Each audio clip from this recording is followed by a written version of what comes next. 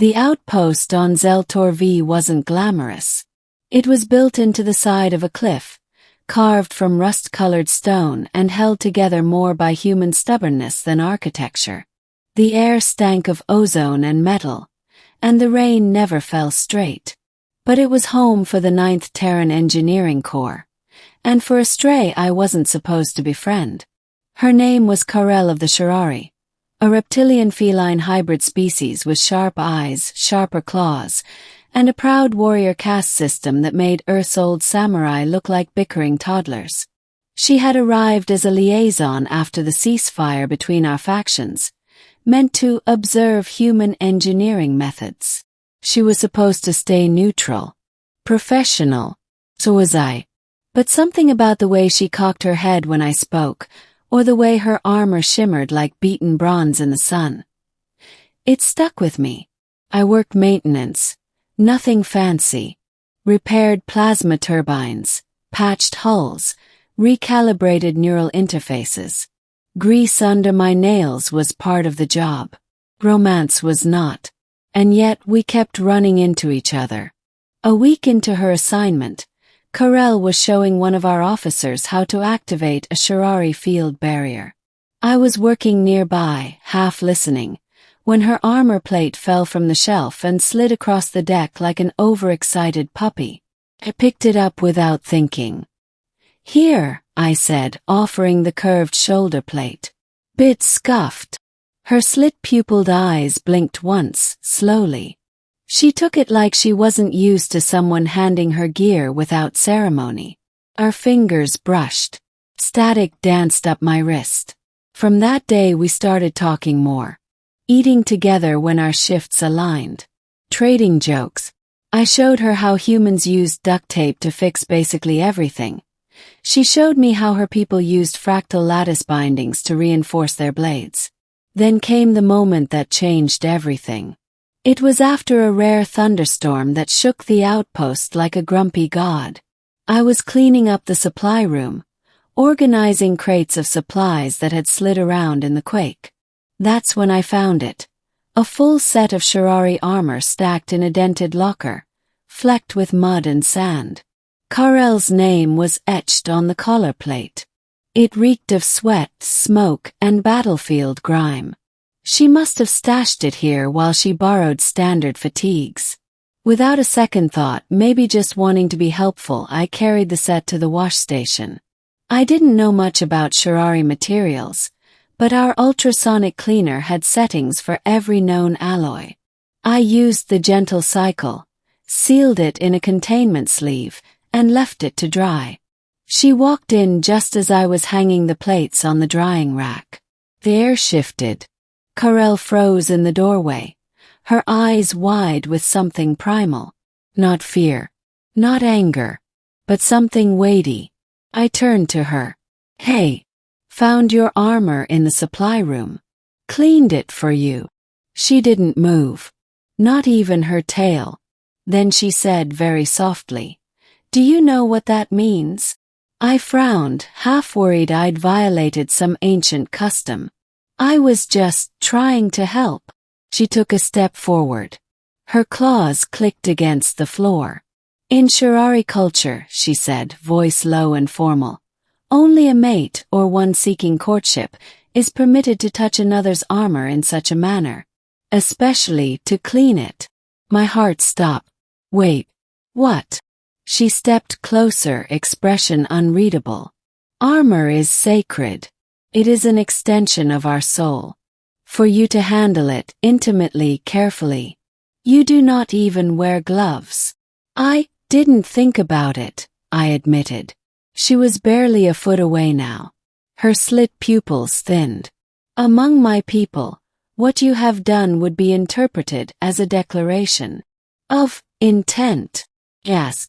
Of bond," she said, voice nearly a whisper. "Of union." We stood in silence. Somewhere behind me, the ultrasonic washer pinged its cycle complete.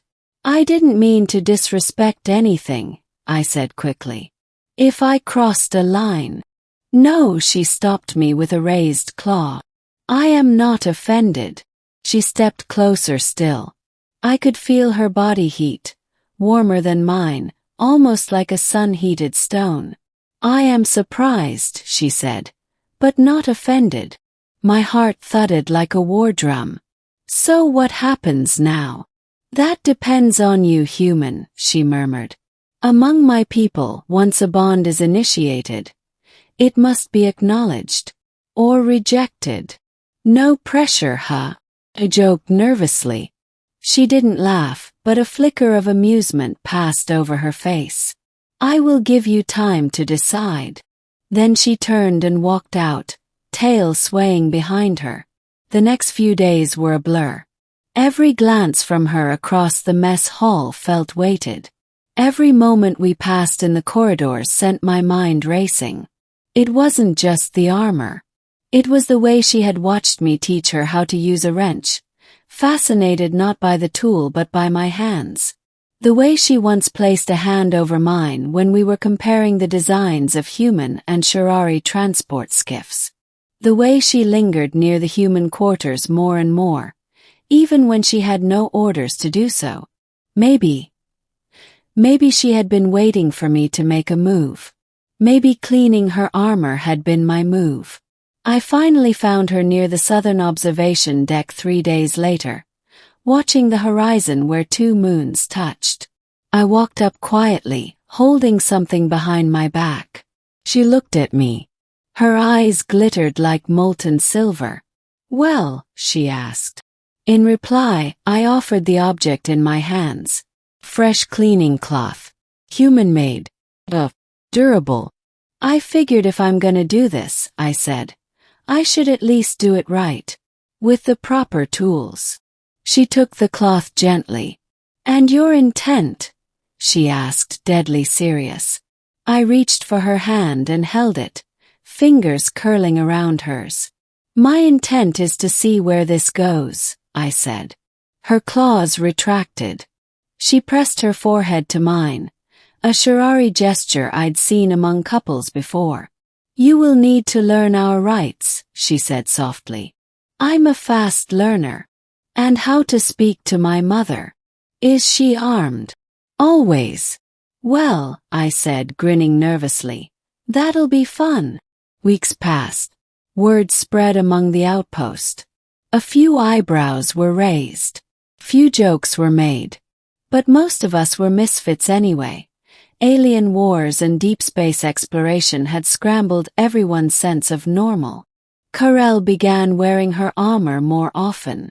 Not the freshly issued kind, but the set I had washed. She wore it like a badge now. Message. To her people, it was a public declaration. I am claimed. To humans, it just looked like shiny plating. One night, just before lights out, she came to my bunk and sat beside me. "There is a ritual," she said, "if you're still serious." "A Shirari one." She nodded. "A bonding rite. Simple. No witnesses. What do I have to do?" "Touch the center of my chest plate. Over the heartstone." "Easy." She pulled aside her armor and revealed the glowing gem embedded at the core.